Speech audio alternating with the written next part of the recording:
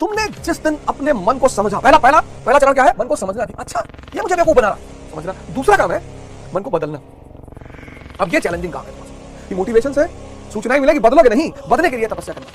India ने अपने economy class और बिजनेस क्लास के बीच में इकोनॉमी क्लास में लिख रखा है वॉशरूम में जाकर यार आगे मत जाना, राजाओं के लिए है। ये कैपिटलिज्म का काम है, तुमको उत्तेजित करना है। नियम नहीं बन पा रहा, अरे तो काय सपना देख रहे हो? वैसे तो रिक्शा वाला भी सपना देखता है पर कहता नहीं है। 3 बाइक चली आती तब खाओ, कहता है कि मैं नरेंद्र मोदी। तो सपना तो उसके पास भी है, शक्ति नहीं है ना, नियम बनाना ही पड़ेगा। बहुत सारे में तुम्हारे पूछते हैं कि मन को नियंत्रण कैसे करें? खाने को पकड़ लो, बड़ी वाली बुआ, छोटी वाली मौसी, गांव फलाना, भाग रहा हो, तुम किताब लिए बैठे हो, कुछ जा ही नहीं रहा। और जब तक मन में विचार चलते रहेंगे, तुम किताब पढ़ोगे, कुछ अंदर सेव नहीं होगा। आज बहुसंख्यक छात्र इससे परेशान है। चेष्टा को ध्यान भारी स्वादिष्ट, यही तो विद्यार्थी के लक्षण बताए गए। 6 महीने का तुमने तपस्या कर ली, 6 मंथ्स, तो जितनी भी कंपटीशन है सब तुम्हारे कब्जे में आ जाएगी। सब आंतरिक परिवर्तन बाहरी उपलब्धि दिलाएगा। नचाएगी तो है, उसका काम है नचाना, लेकिन अगर होश में तुमने खुद ही नाच लिया तब तुम नचवाओगे लोगों। यही तो विवेकानंद कहते हैं कि मनुष्य के हाथ में उसका भाग्य है। जलोगे तो चमकोगे, और कोई नियम ही नहीं है, ही नहीं है, ही नहीं।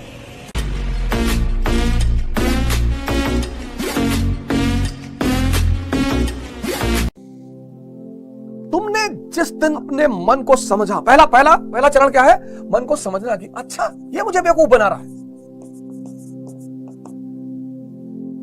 पहला चरण है मन को समझना, वो भी ध्यान से ही होगा। हर लड़की से विवाह करना चाहता है, कह नहीं पाता, जानता पिटा जाएंगे, चाहता तो वही है। तो पहला चरण है मन को समझना कि यार मुझे मेरा मन ही बेवकूफ बना रहा है। तंबाकू खिला रहा है बुद्धिवर्धक चूर्ण बता के, सिगरेट पिला रहा है, कह रहा नींद नहीं आती, रात भर पढ़ाई होती। शराब पिला रहा है, कहता रिलैक्समेंट मिलती है, मिलती तो है रिलैक्समेंट, उससे ज्यादा कपालभाति से मिल जाएगी, भस्त्रिका से मिल जाएगी, पर मेहनत लगेगी और मन मेहनत से भागता है। तो पहला काम है मन को समझना, दूसरा काम है मन को बदलना। अब ये चैलेंजिंग काम है, थोड़ा सा समझना भी चैलेंजिंग है, फिर बदलना। अब बदलने के लिए क्या करना है? तपस्या करनी है, हिमालय में नहीं जाना है। जितने हमारे भाई बहन तैयारी कर रहे हैं, युवा हमारे, उनके लिए तो विशेषकर इस पर ध्यान देने की अवस्था है। उन्हीं के लिए मैं बात भी बेसिकली कर रहा हूं, ऐसे सब करें, तपस्या करनी है। अब ये जो तपस्या है, अब ये ग्लास है स्टील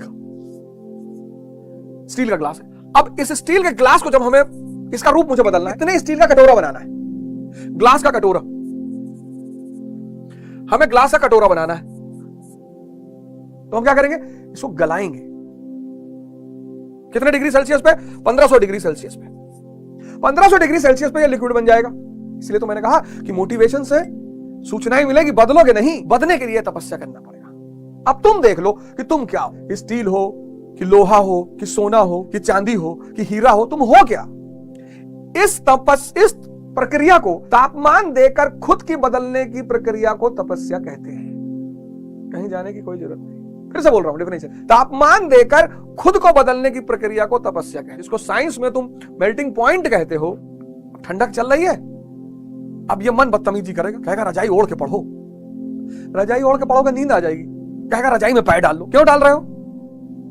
अब रजाई में पैर डाले, पैर हो गया गर्म, उलट गए, तो इसका मतलब सड़क पे खड़े होकर पढ़े ठंडी में, कपड़ा उतार के? नहीं, वो भी नहीं करना, एक्सट्रीम पे नहीं करना है। कष्ट में कुछ तपस्या, कष्ट का बात, कष्ट का, इसीलिए तो लोग भाग रहे हैं आज। पूछी बात कह रहा, कष्ट क्यों कर रहे हो? कैब चाहिए, ऊबर बुला लो तुम्हारे घर पे, और शाही ऊबर चाहिए। पहले धर्मशाले बने होते थे, धर्मशाले में चद्दर उद्दर होता था। आज तुम धर्मशाला और होटल में फर्क देखो। धर्मशाला, किसी धर्मशाला में रुक के देखो, और आज होटल इंडस्ट्री में रुक के देखो, जितना ज्यादा पैसा। मैं दुबई गया तो उन्होंने कहा साहब वहां कोई होटल है, नाम हम बताए, बोले वहां जरूर रुकिएगा, एक रात का 2-3 लाख रुपए लगता है, और वहां जरूर रुकिएगा। मैंने कहा वहां है क्या? तो बताएगा कि अरे दुनिया की सारी सुविधाएं हैं।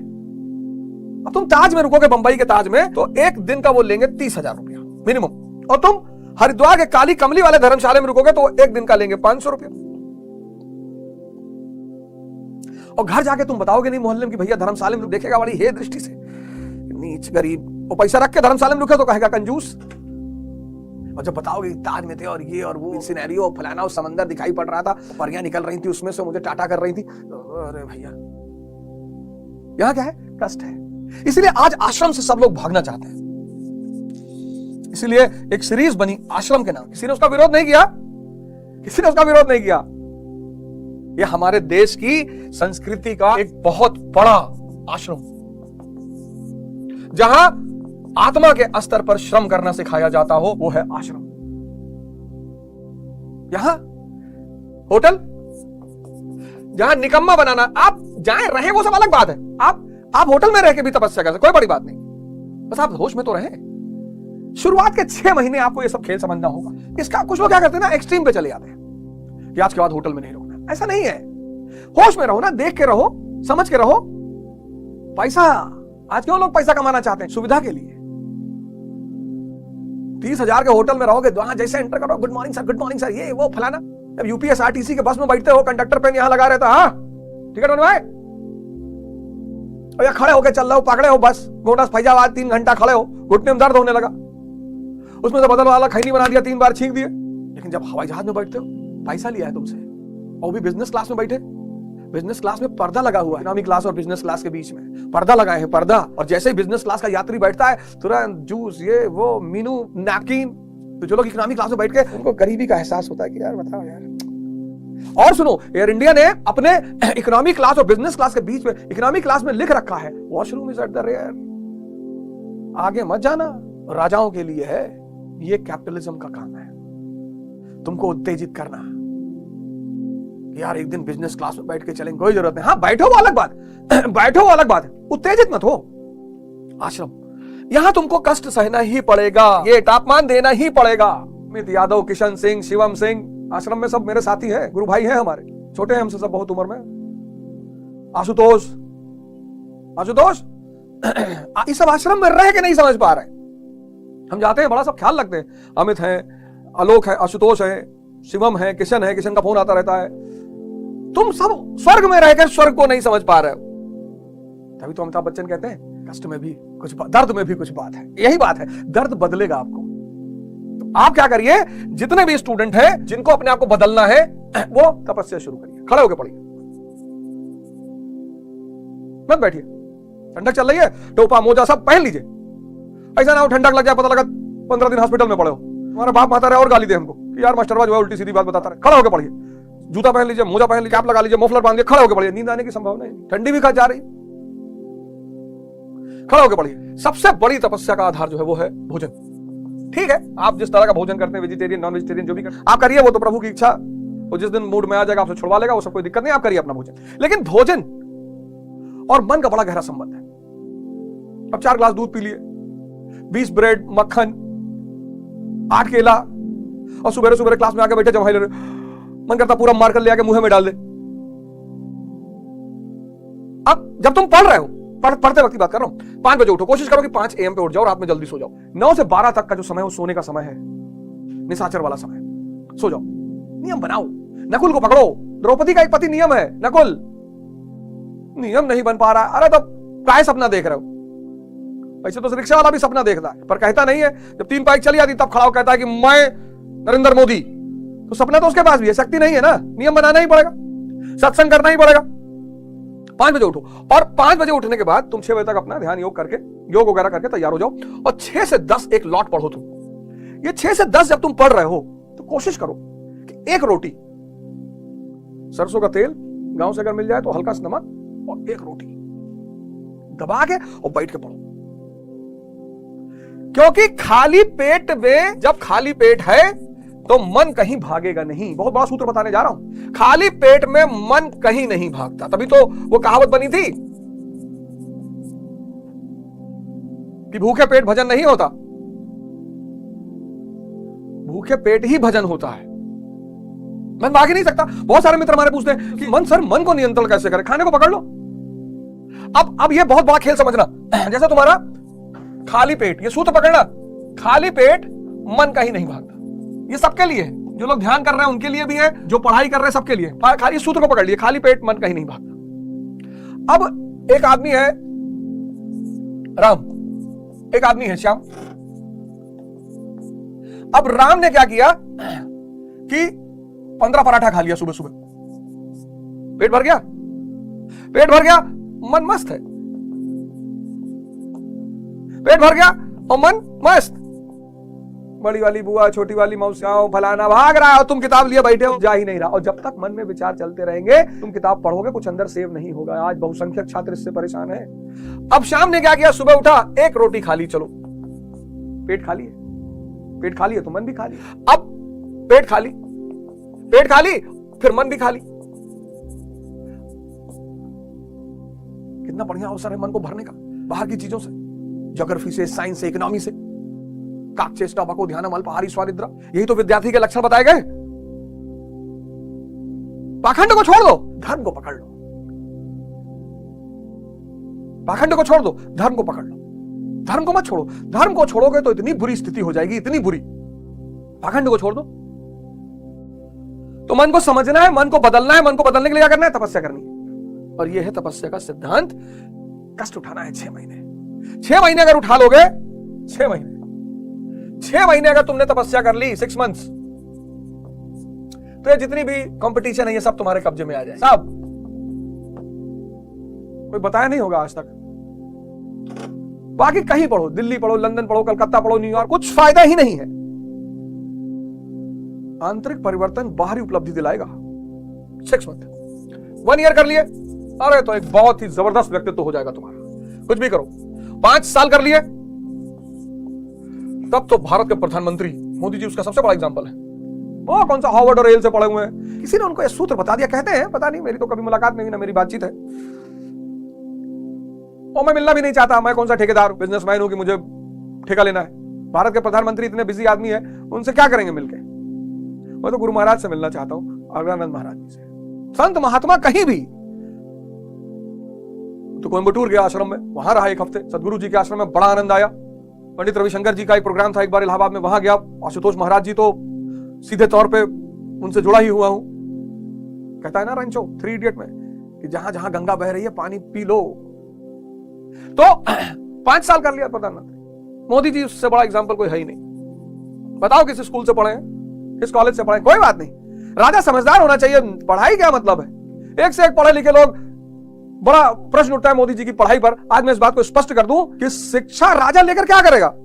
इतने सारे अधिकारी पढ़े लिखे उसके साथ है। किसी ने राजा से पूछ लिया इंग्लैंड की राजधानी, किसी आईएएस से बुलाया, जरा बताओ इनको, और किस लिए रखा है बताओ इनको, जरा दुबई जरा ये बताओ इंग्लैंड की राजधानी इसको। राजा की सबसे बड़ी चीज जो है वो है समझदारी। नहीं भी है, हालांकि एमए पॉलिटिकल साइंस उन्होंने कर ही रखा, लेकिन अगर नहीं भी है तो कोई फर्क नहीं पड़ता,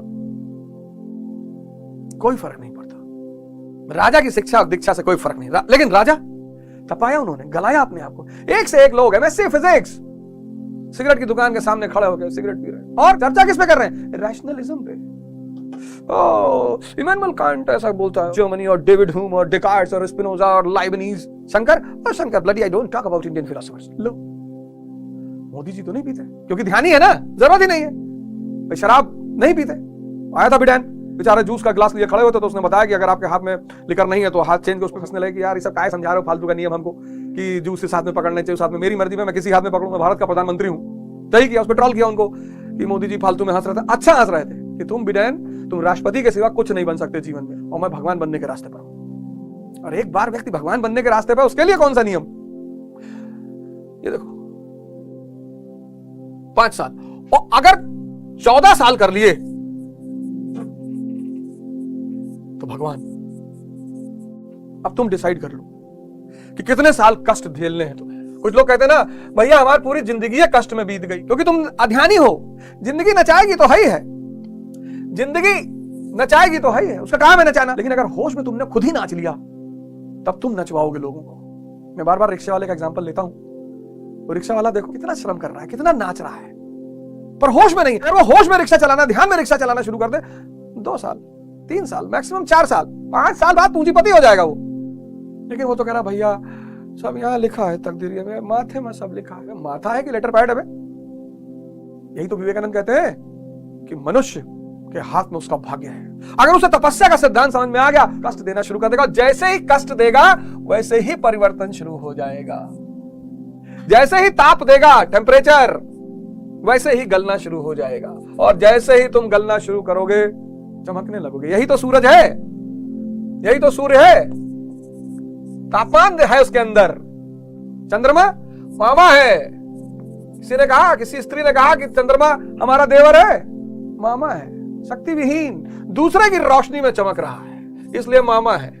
फोटोसिंथेसिस नहीं कर सकता, चमक है, लेकिन फोटोसिंथेसिस, प्रकाश संश्लेषण, ये जो भोजन करते हो ना, ये सूर्य की वजह से करते हो। किसी की औकात है सूर्य से निगाह मिला ले, आंखें चली जाएगी। यहाँ लोग कभी रात भर बैठ के देखे, कोई कह रहा रोटी है, कोई कह रहा मेरी प्रेयसी का चेहरा है।